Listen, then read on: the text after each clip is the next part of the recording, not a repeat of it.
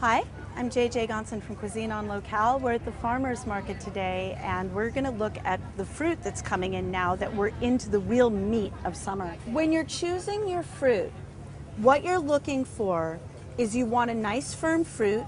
If it's wrinkled, it means it's gone too far and it's started to get desiccated, and you don't want that.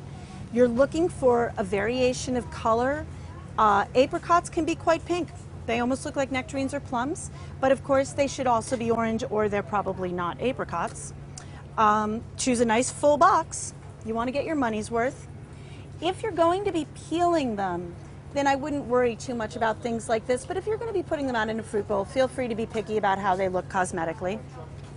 A little bit of dirt, it'll wash off. That's what the farmers market's all about. They're fresh from the farm. Dirt's part of the project. This is a wonderful, wonderful orchard called Keown, very well known for their apples, which are phenomenal as soon as we get into the very late part of the summer and the early fall. But right now, what Keown's doing that is so special is the stone fruits. Stone fruits are anything that has a stone in it. Basically, we call it a pit in this country. But stone fruits are peaches, and when we think of stone fruits, a lot of times people think, oh, summer peaches. But what we don't remember is that there's so much more. At Keown right now, there's apricots and plums, both of which are the most wonderful thing to throw in your backpack when you're on the way to the beach, or to make sure that your kids are getting enough of their fruity vitamins. The apricots also for a compote, or for something really special, homemade apricot ice cream, where you make an ice cream base, and then as you're churning your vanilla base, add up some chopped fruit. So good, and it just says summer so much. When we think of apricots, we think of that funny little dried thing that kind of looks like a baby's ear.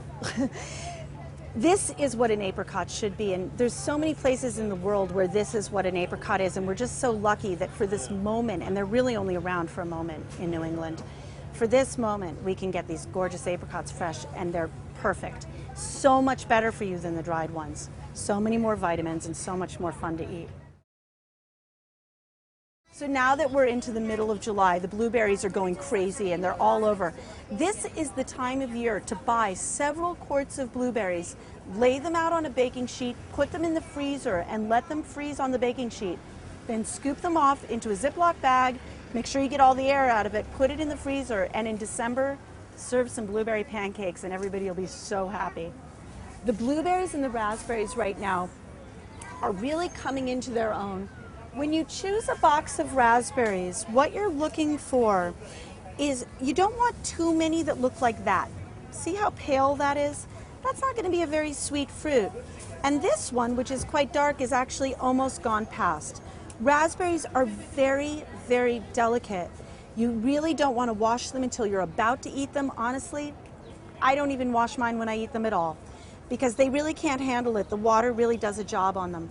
So what you're looking for when you choose a box of raspberries is you want them to be very consistently a medium red, not a super dark red, and not a pale white red.